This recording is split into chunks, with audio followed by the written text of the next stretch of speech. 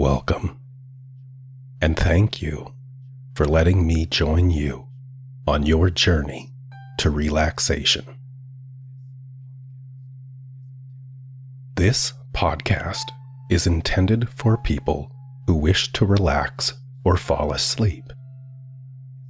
The story you're about to hear is titled Camping Couple. But before we begin, we'll take the next few minutes to let go of stress and create space for relaxation or rest. To begin, find a comfortable position, either sitting or lying down, and gently close your eyes. Take a deep breath through your nose, feeling the cool air fill your lungs.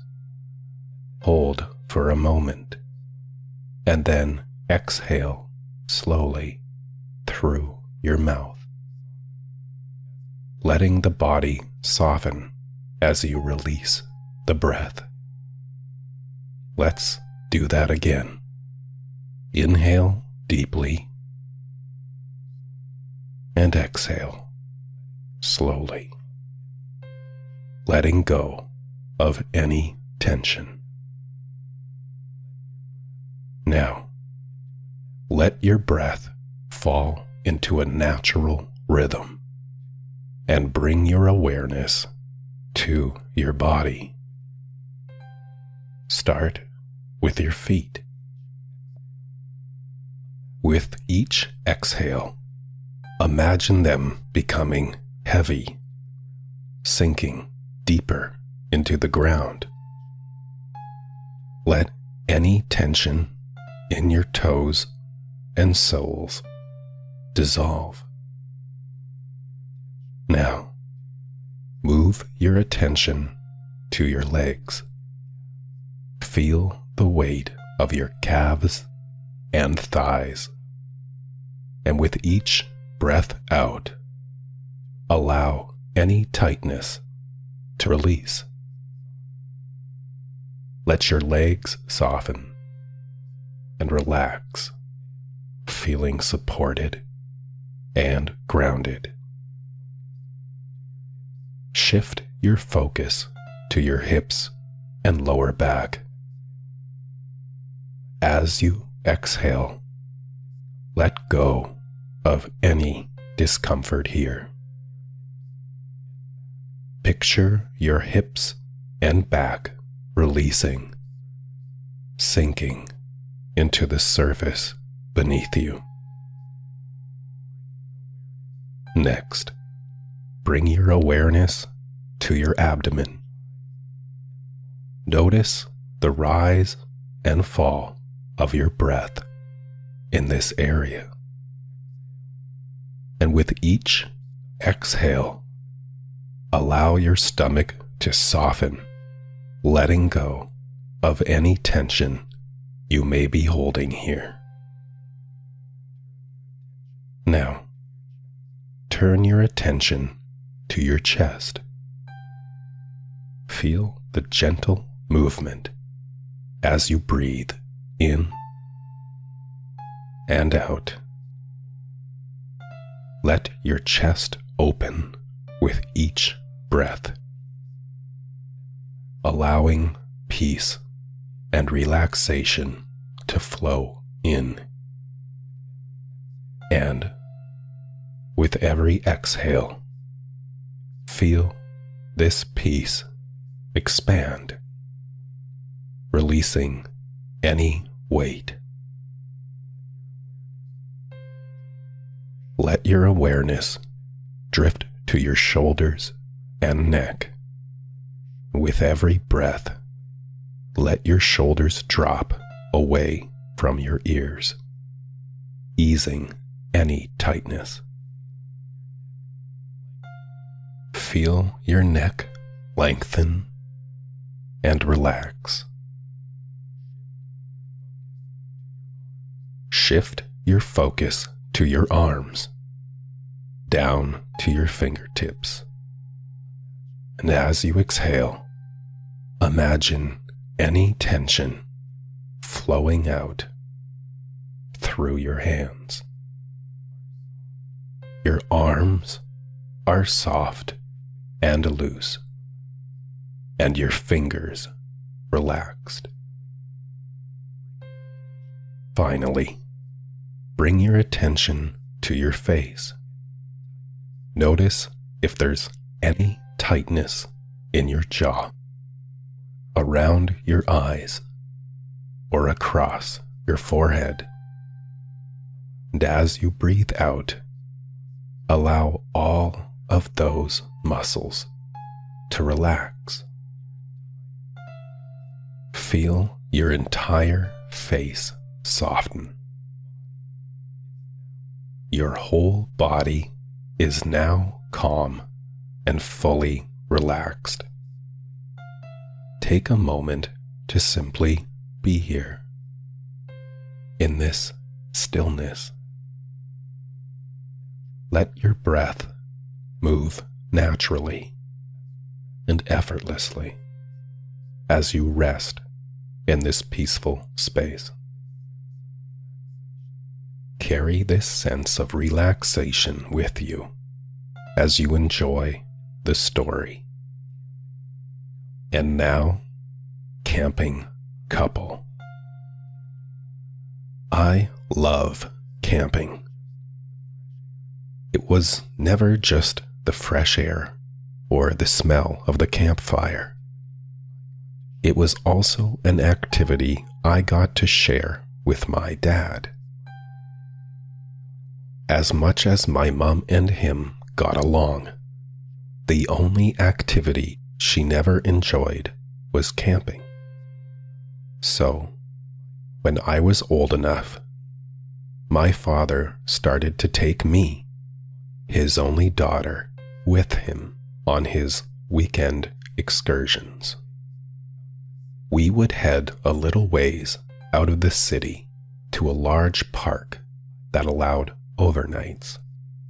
I would help by gathering sticks for the fire while he set up the tent and campsite.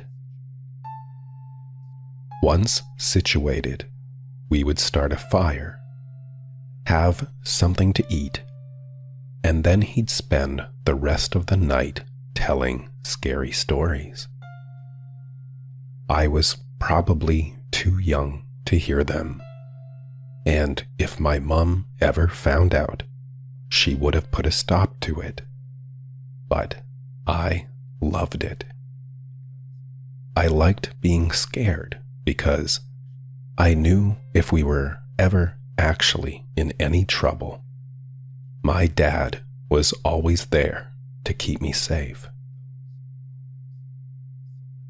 Those moments solidified my love and appreciation of the outdoors. As time went on, I got older, and so did my dad. I became a bit of a bratty teen, and he developed an issue with his knee that prevented him from doing the activities he used to enjoy. With my network of friends expanding and college fast approaching, the idea of taking an entire night just to sleep outside seemed ridiculous. And then Jared came into the picture. In my first year of college, like many others, I believed I'd found the love of my life. Jared was funny, bold, and had what seemed like endless amounts of energy. One night, we were discussing our childhoods, and I brought up my camping experiences with my dad. Jared's eyes lit up larger than I'd ever seen.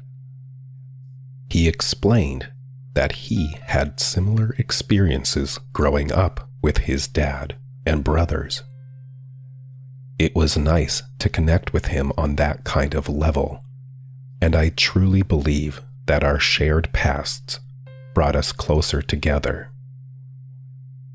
After reminiscing for a while, he asked me if I would like to take a trip during the upcoming weekend.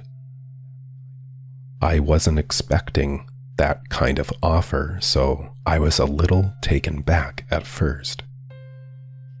Jared noticed my apprehension and was about to abandon the idea when I shook off my initial reaction and agreed it would be a great idea.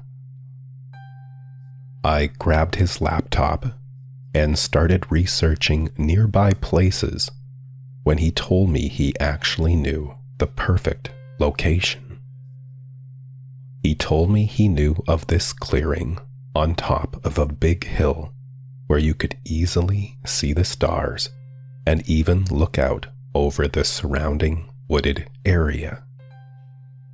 He mentioned the only issue was we would have to hike all the way through the woods and up the hill, as there were no roads. Feeling confident in my abilities, despite having not been for so long, I assured Jared that wasn't a problem.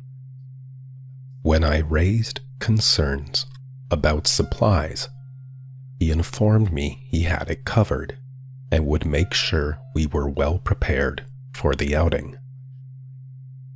Feeling as though I should bring something to the adventure, I offered to round up some sort of dinner and a couple of snacks for the hike. He agreed, and we both got excited at the idea of spending a night away from school. This would be our first trip together. It seemed to take forever for the week to end, but eventually it was Saturday afternoon. The car was packed with our gear, and we were on the road, headed to our destination. The weather was amazing. It was beginning to get chilly during the night, but the daytime sun was warm and comforting. During the drive, we got back on the subject of camping as kids, and I mentioned that, for me, a big part of camping was telling scary stories. A large, devilish yet playful grin crept across his face as his stare slowly met with mine. He then turned his attention back to the road without changing his expression. I laughed and asked him what was up with his face. Breaking character, he laughed and told me that if I liked scary stories, that he had a bunch of them that would have me up all night. I balked at his confidence, knowing that I was more than capable of handling a few stories about ghosts or scary creatures in the forest. I had heard them all before, some version of them, at the very least. I asked if he was going to tell me about the hook-hand man, or the vanishing hitchhiker, or maybe even Bloody Mary. We shared a laugh after he admitted I had just listed his entire collection. We pulled off the road and continued slowly down a long laneway. The sun shone through the trees with such brilliance that I had to hold my hand up just to see the road. We continued on for what seemed like forever, and then I asked Jared if he was sure we had the right place. He assured me we were on the right road, and it would just be a little further. A moment later, I yelled for Jared to stop the car. The tires locked, and the car shook a little as we slid on the gravel before coming to a stop. Just ahead of us was a figure silhouetted by the sun's rays through the large trees that surrounded the road. Realizing he had almost hit a hiker, Jared flung open the door of his car and got out to make sure the figure was all right.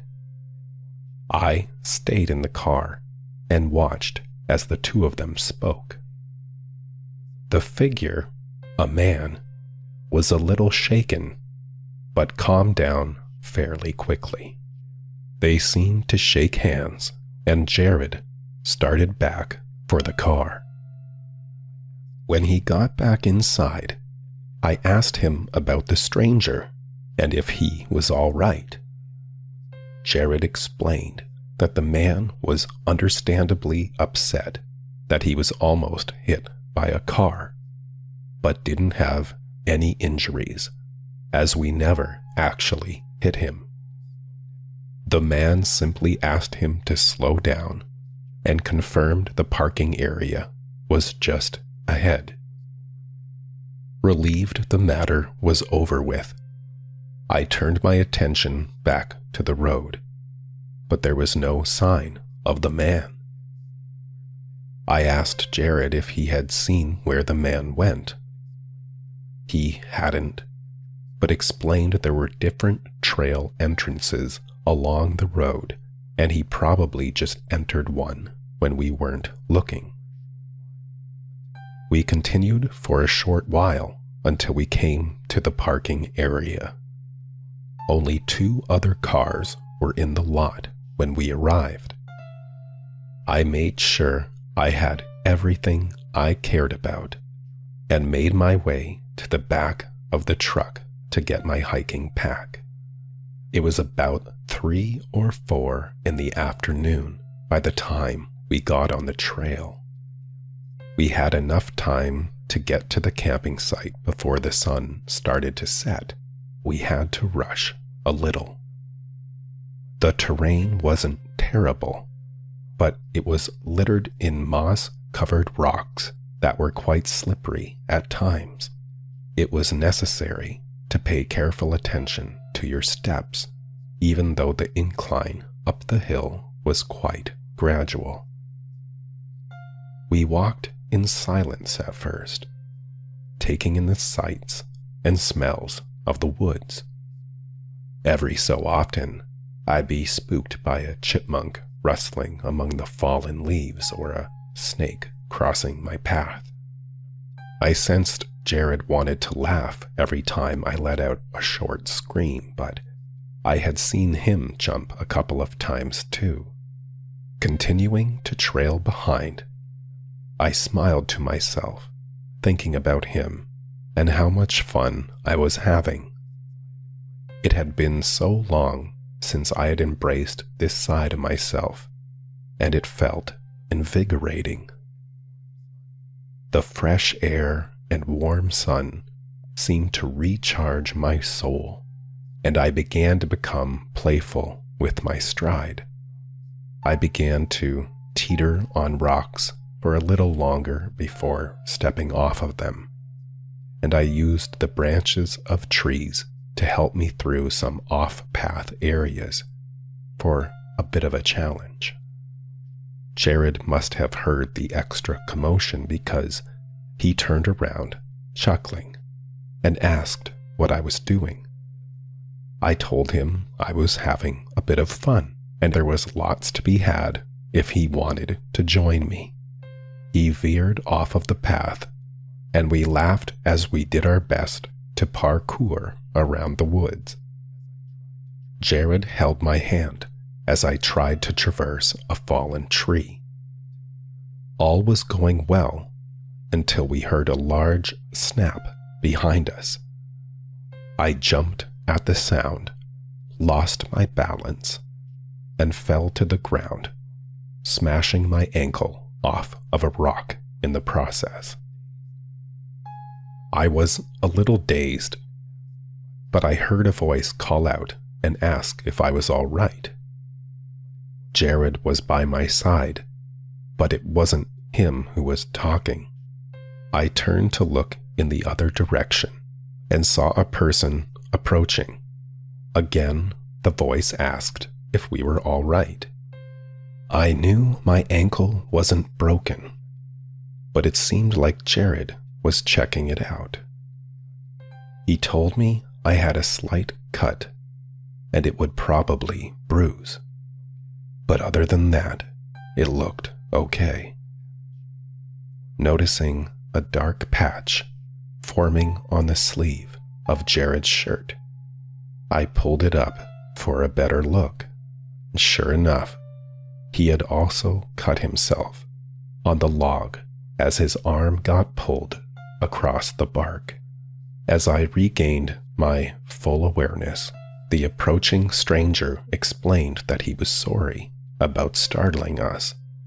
He went on to explain that he was using a branch to steady himself when it snapped right off the tree. He had heard the commotion we made and came over. This man was older and was certainly no stranger to hiking based on his gear.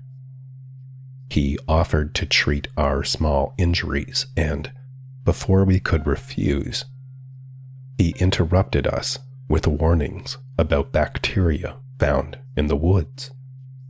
Jared insisted he could patch himself up, but I let the man continue.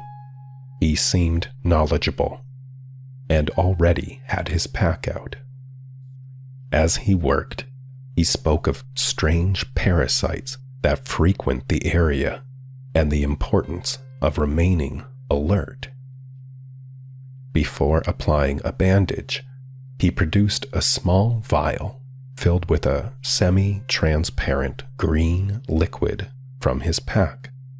Using the dropper that acted like a cap, he added 3 drops to the bandage. Jared saw this and protested, demanding to know what it was. The man explained it was a harmless mix of herb extractions meant to accelerate healing. He even put a few drops on his own tongue and swallowed it as proof of its benign nature. I instructed the man to proceed and explained that Jared was just being cautious. Unbothered, the man just smiled and applied the bandage. He offered Jared another opportunity to apply the tincture, but Jared refused. Accepting Jared's response, the man explained he was just trying to help and began to clean up the garbage produced from the procedure. Jared and I stood there, contemplating whether we should head back to the car. My ankle hurt, but I really didn't want to miss out on this night, so I urged myself to continue. The man informed us he was heading back down to the parking area to leave for the night, so we thanked him for his kindness and wished him well. I was stopped as I turned away to follow Jared, who had already started hiking. The man had his hand on my arm and in a hushed voice warned me to keep an eye on Jared, that he was not protected. Jared called for me to start moving, so I again thanked the man and hurried in Jared's direction. It wasn't long before the winding path we were on opened up into a clearing, and Jared, relieved, exclaimed that we had arrived. I began to unpack when he told me to stop and join him. Confused, I walked over to him and he took me by the hand. We walked up another small hill, and that's when I realized what he wanted to show me. The large hill we were on actually had a somewhat sharp drop off the other side, and you could see out over an entire forest. We stood there in awe of the scenery, enjoying each other's company. Looking back, we were almost enthralled by the sight until a gust of chilly wind reminded us of the work we still had to do before relaxing.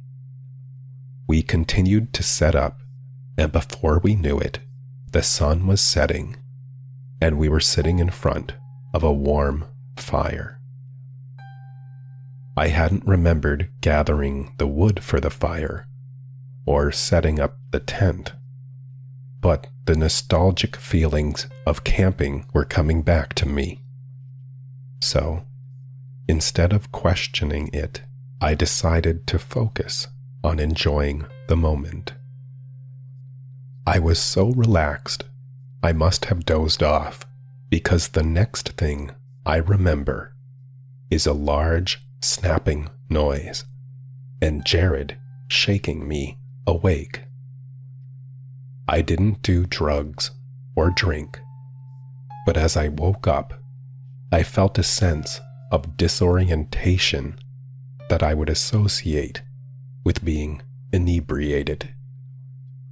The odd sensation made it hard to bring my eyes into focus. Jared seemed frightened and was pointing toward the trail we had used to get to the clearing. I stared intently into the woods, focusing on some faint rustling I could hear just beyond the tree line. I was about to reassure him it was nothing when a large stick seemed to come out of the wooded area and down onto the clearing. Another one came out beside it and also planted itself firmly on the grass of the clear-cut area. As I attempted to focus on them, I realized they weren't sticks. They were articulated. Two more emerged behind the others, as a mass materialized in between the four appendages. What I thought were sticks now seemed like four legs, and they were holding up what looked like a spider's midsection, but the head was human. I grabbed on to Jared, trembling, as the creature continued to crawl in our direction.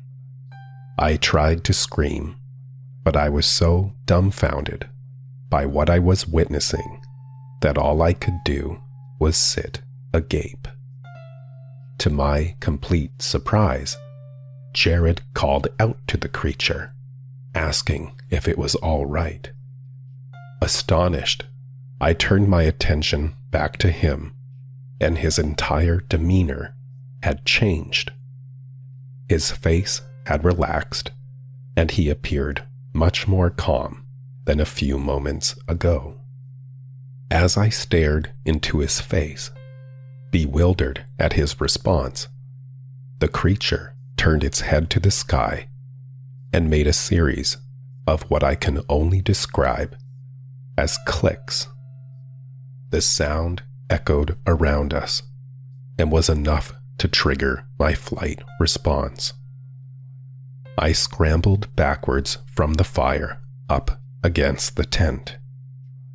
Confused, Jared tried to comfort me, but my eyes were locked on the pale creature as its full form came into view of the campfire light. Its four legs were crab-like, coming from the center mass and jutting upwards before bending and meeting the ground at a sharp point. Its head was attached directly to its body. It stood only about 10 feet from us at this point. Still calm, Jared said something and gestured toward the fire. The creature responded with another loud series of distorted clicks that seemed to emanate from the back of its head, and Jared just laughed. My mind raced as I tried to reconcile what I was seeing with the behavior of this man I thought I trusted. How could he be so calm? How could he not see what I was seeing? I fumbled for the zipper on the tent and quickly made my way inside as the two continued to converse. On my way into the tent, I hit my sore ankle off of some wood and made a whimper. The creature immediately rose from its sitting position, and Jared started toward me. I screamed, and they both backed off.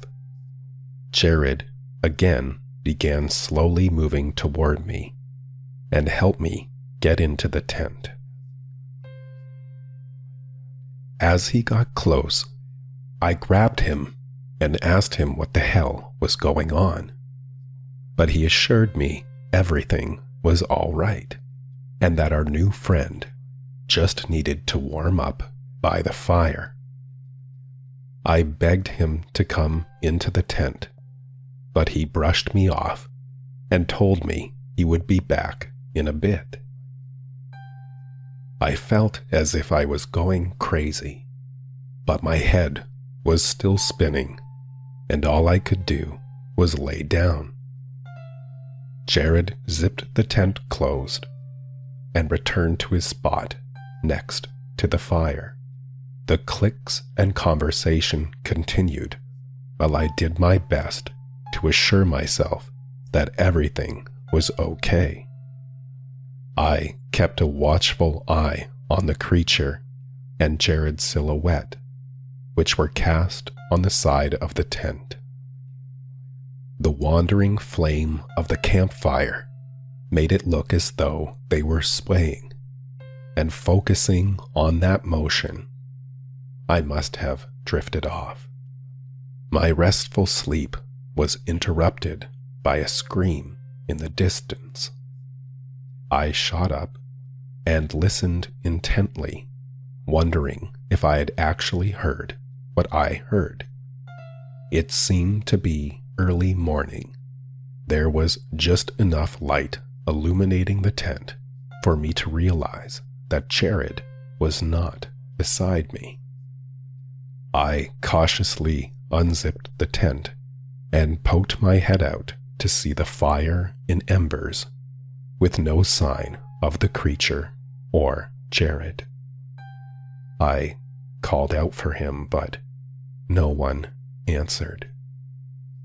But I could hear something. My ankle had swollen considerably overnight, but I awkwardly made it outside of the tent and to my feet. I called out again, but there was no response.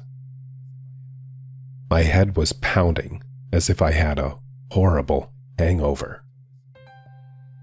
I paused to listen for any other clues as to where he might be, and eventually I heard a muffled scream. Continuing to call out for Jared, I limped in the direction of the noise. A flash of something just beyond the tree line caught my eyes, and I quickened my pace in its direction. As I got closer, it looked as if something was caught in some sort of trap. A large entity was writhing in what seemed to be a sack, but it was too dark to make out exactly what it was. Feeling apprehensive, I slowly approached the wiggling sack, which I could now see was affixed to the trunk of a tree. My heart sank when I realized that a piece of Jared's sweater lay torn underneath the mass. It was him. Not only was this Jared, but I could now tell that the substance he was covered with was not cloth, but more of a coating. He had been cocooned. The writhing inside continued as I did my best to pull away at the material he was wrapped in. But just as I broke the surface, a large crab-like leg protruded from the sack with a force that sent me fumbling onto my backside. Another appendage seemed to be scraping at the covering from the inside. Whatever it was no longer Jared. The sound of that creature tearing and ripping at its enclosure burrowed into my head and filled me with fear. I frantically scrambled to my feet and fled down the path in the direction of the truck. I knew the creature had freed itself when a sickly, disjointed bellow echoed off of the surrounding trees. My adrenaline kicked in, and I was able to momentarily ignore the throbbing pain in my ankle as I darted off the path and took the most direct route down the hill. Small branches snapped in the distance behind me while I slipped, hopped, and fumbled down the hill. My exaggerated breath began to cause my lungs to burn, but the thought of facing one of those things again kept me going. The rough bark of the trees and branches I used for balance began to cause lesions on my hands. Not being able to slow down, I winced every time I tried to steady myself. A clearing began to appear ahead through the trees, and after a few more paces, the parking lot was now in full view. Panting, I reached the truck only to find it locked. I couldn't run any further. I was out of energy and in too much pain to continue. Out of options, I crawled into the back of the truck and covered myself with the tarp we had used to cover our equipment. I laid shivering, trying to be as quiet as possible, hoping that somebody would eventually come by. The sound of odd clicks and chirps went on for what felt like hours. The sound of a car approaching on the dirt road filled me with a sense of relief. I flung the tarp off of myself and flagged the vehicle down. Shortly after, we got out of there. I have no idea what those things were, and I never saw Jared again. I hate camping. This has been Camping Couple on the Calming Creeps podcast. Thank you for allowing me to spend time with you as you relax or drift off to sleep. Until next time.